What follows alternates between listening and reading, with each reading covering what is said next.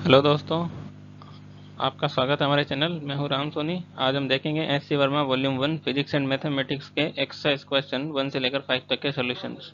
Thank you.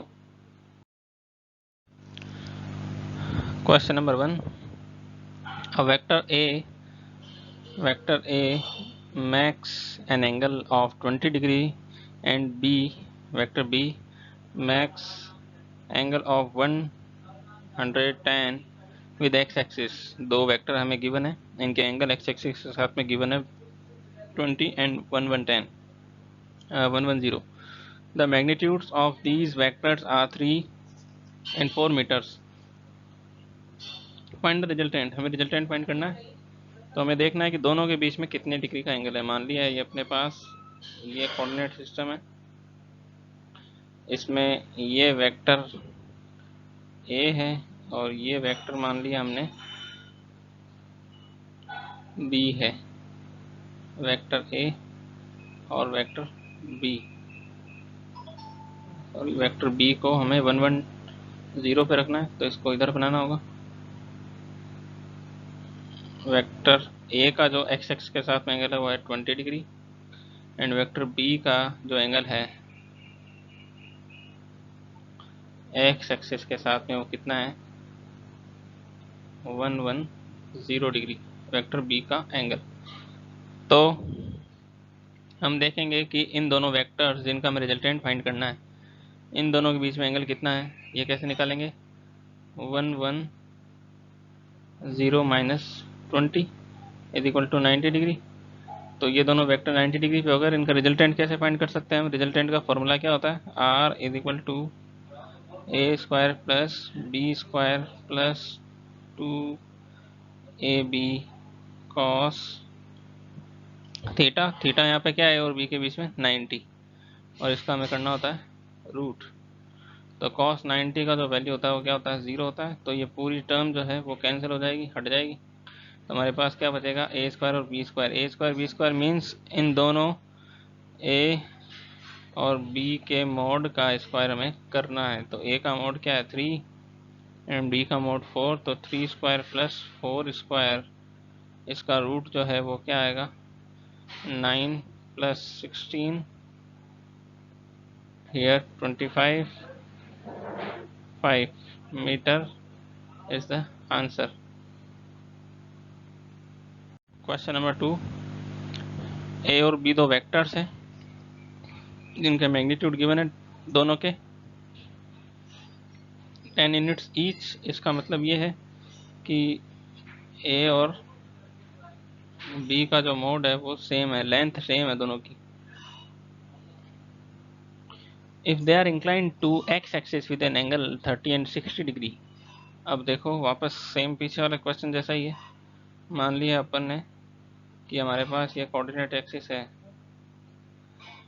X और Y, तो vector A जो है उसका एंगल 30 एंड वेक्टर बी जो है उसका एंगल एक्सिस के साथ में कितना गिवन है 60। तो इन दोनों के बीच में एंगल कितना हो जाएगा 30, क्योंकि 60 माइनस हम 30 करके वेक्टर ए और वेक्टर बी के लिए एंगल फाइंड कर सकते हैं। तो हमें रिजल्टेंट फाइंड करना है इस बार भी। तो रिजल्टेंट के लिए फॉर्मूला वापस लिख देते हैं हम, R is equal to A square plus B square plus 2ab and cos theta. Theta is the angle between vector A and vector B. So what is the angle between the vector A and B? That is 30 as shown in figure. So R is equal to A square. A square means modulus of A square. Then that will give the value of 10 square plus 10 square plus 2 into 10 into 10 into cos 30। cos 30 का value क्या होता है वो हम सीधा रख देते हैं। cos 30 का वैल्यू क्या होगा √3/2, ये वैल्यू होगा। तो इसके बाद में हम देखेंगे कि r की वैल्यू क्या आएगी 100 प्लस 100 दोनों का ऐड कर देंगे हम यहाँ पर, तो क्या आ जाएगा 200 प्लस यहाँ क्या आ जाएगा 200√3/2। अब हम क्या करेंगे, इन दोनों में से कुछ कॉमन ले लेते हैं अंदर,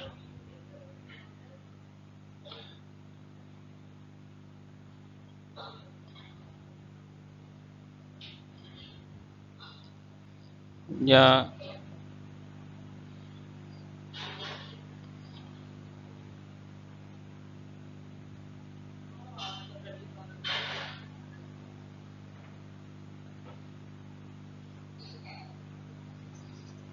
इसके बाद में अंदर सॉल्व कर लेंगे इसको।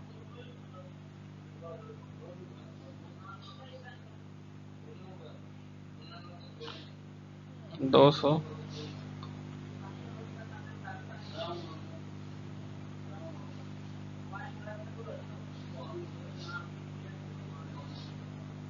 दो से हमने कैंसिल कर दिया, इसको क्या आ जाएगा 100।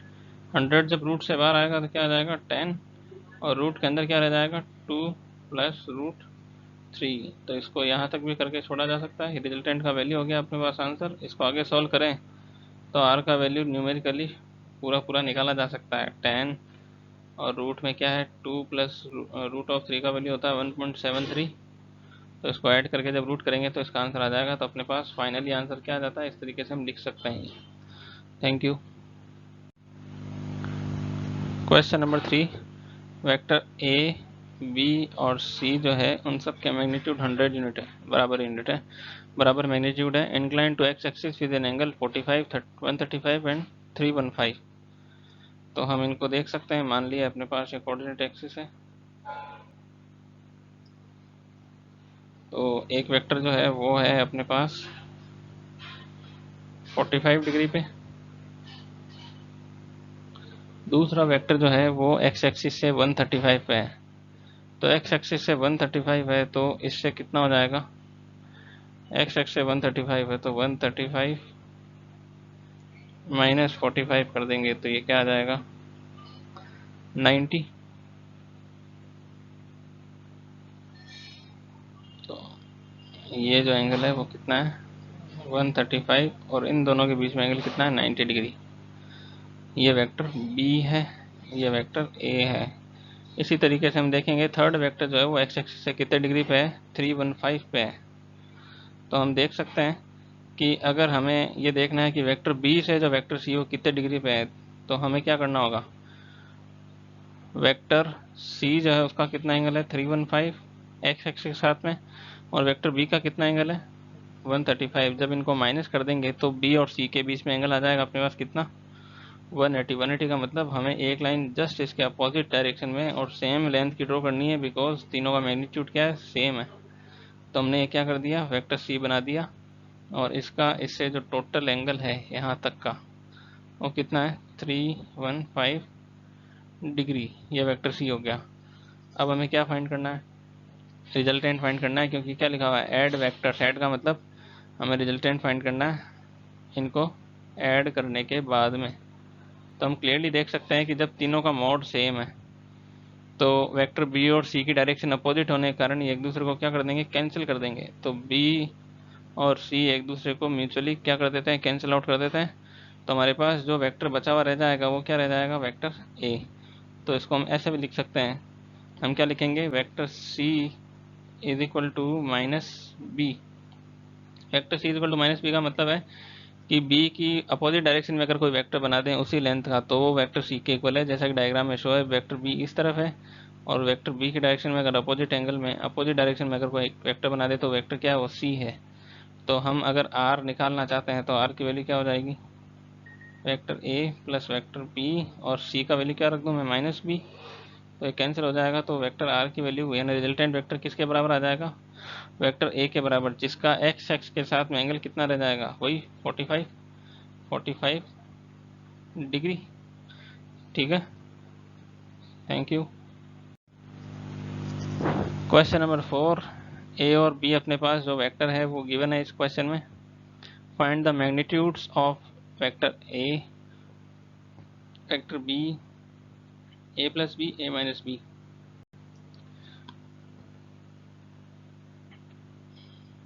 वेक्टर ए का मैग्नीट्यूड फाइंड करना है।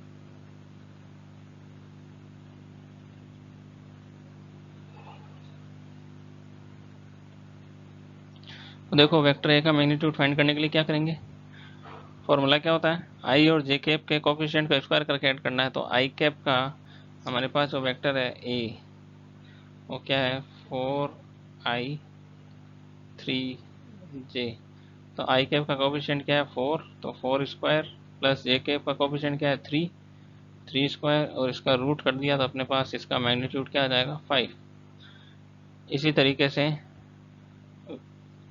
क्वेश्चन बी में हमें वेक्टर बी का भी मोड निकालना है। तो बी में भी हमें देखना है कि आई और जे का कोफिशिएंट्स जो है उनका स्क्वायर करने पर अगेन अपने पास क्या आ जाएगा, ये 9, ये 16, 9 + 16 क्या आ जाता है 25। तो 25 का रूट क्या आ जाएगा 5। तो ये दो क्वेश्चन तो इस तरीके से हमने कर लिए। अब हमें क्या निकालना है, a + b और a - b का रूट। तो b वेक्टर भी लिख देता हूँ मैं इसके साथ में।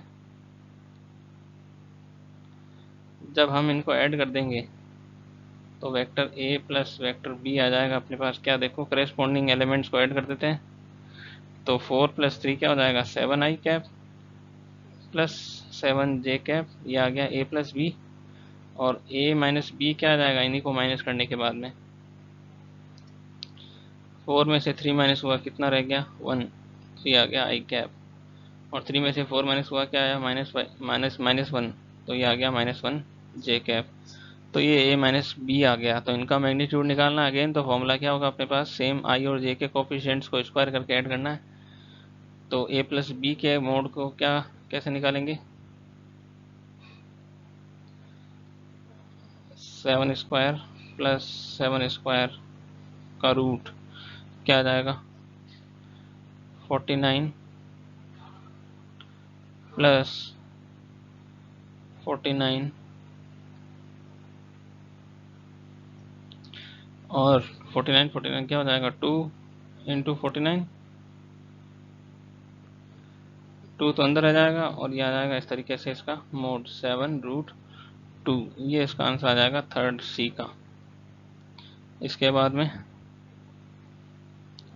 a - b का जो मोड है वो किस तरीके से फाइंड करेंगे, कोफिशिएंट्स जो भी है उनका स्क्वायर करके ऐड करना है बस सिंपली। तो ये आ जाएगा √2। तो ये आंसर आ गया हमारे पास डी का। तो हमने चारों फाइंड कर लिए। Thank you. Question number 5, refer to the figure below, find magnitude x and y components and the angle with x axis of resultant. Resultant का हमें फाइंड करना है सब कुछ,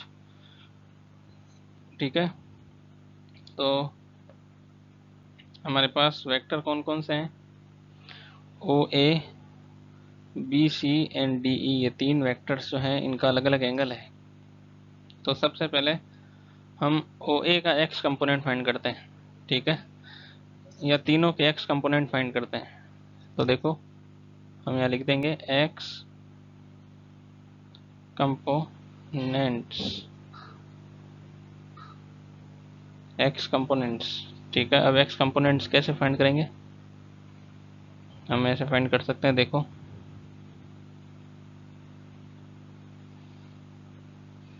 सबसे पहले हम किसका फाइंड कर रहे हैं, OA का। तो OA का x कंपोनेंट क्या होगा, OA cos and theta. Theta क्या है यहाँ पर, OA का देखो एंगल क्या है यहाँ पर 30 है। OA का x के साथ में एंगल कितना है 30। और OA का मैग्नीट्यूड क्या है 2 मीटर। तो हम लिख देंगे यहाँ पर 2 × cos 30 का वैल्यू क्या होता है √3/2। देन इसका आंसर अपने पास आ जाएगा √3। ये x कंपोनेंट आया OA का, ठीक है। इसके बाद में इसी तरीके से हम निकालेंगे BC का x कंपोनेंट क्या हो जाएगा BC cos थीटा। अब देखो BC जो है ये है B और ये अपने पास है C। तो बी सी जो है इसका एक्स एक्स के साथ में राइट डायरेक्शन में पॉजिटिव डायरेक्शन में एंगल कितना है 120। ये एंगल देखना हमें। तो इसी एंगल के करेस्पॉन्ड में हमें इनके कंपोनेंट्स लिखने होंगे। तो इसका कंपोनेंट क्या हो जाएगा cos 120। बी सी का मैग्नीट्यूड क्या है 1.5 इंटू 120 का वैल्यू क्या होता है -हाफ। तो इसका वैल्यू क्या आ जाएगा 0.75 विद नेगेटिव साइन। इसके बाद में इसी तरीके से हमें निकालना है सी। सी क्या हो जाएगा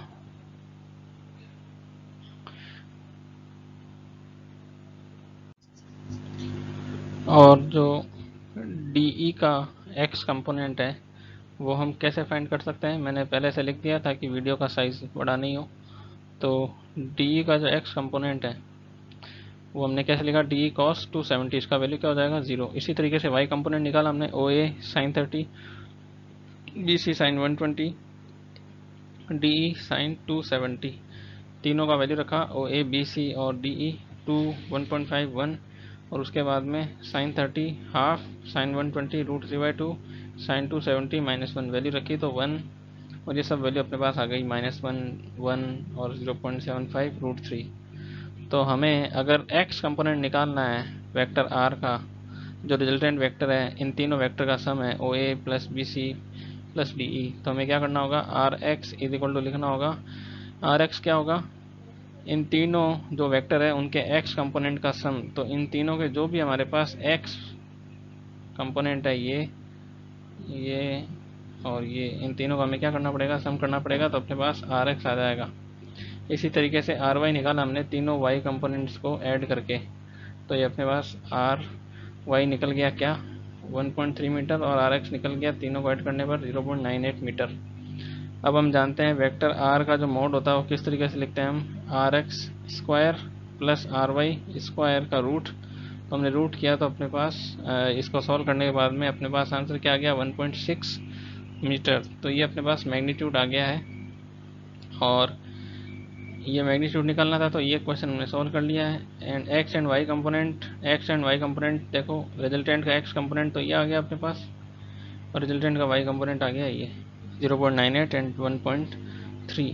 तो ये क्वेश्चन भी हमने सॉल्व कर लिया। थर्ड क्वेश्चन क्या है एंगल विद एक्स एक्सिस। हमें एक्स एक्सिस के साथ में एंगल निकालना है।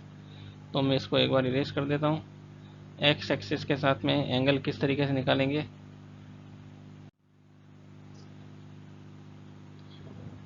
इसके लिए हमें वेक्टर आर को लिखना होगा इस तरीके से R X is the X component जिसकी डायरेक्शन आई कैप का long R Y Y component जिसकी डायरेक्शन जे कैप का लूँग। तो अगर हमें इसका वेक्टर का थीटा निकालना है तो टेन थीटा का फॉर्मूला क्या होता है R Y upon R X. ठीक है तो थीटा का वैल्यू क्या हो जाएगा tan inverse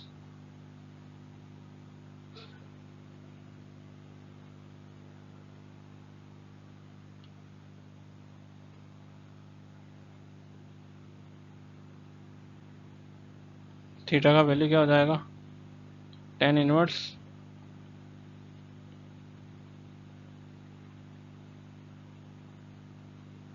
R Y by R X. R Y क्या है 1.3 आर एक्स क्या है 0.98। इनको सॉल्व करके हम निकाल सकते हैं। तो ये इसका आंसर है। Thank you.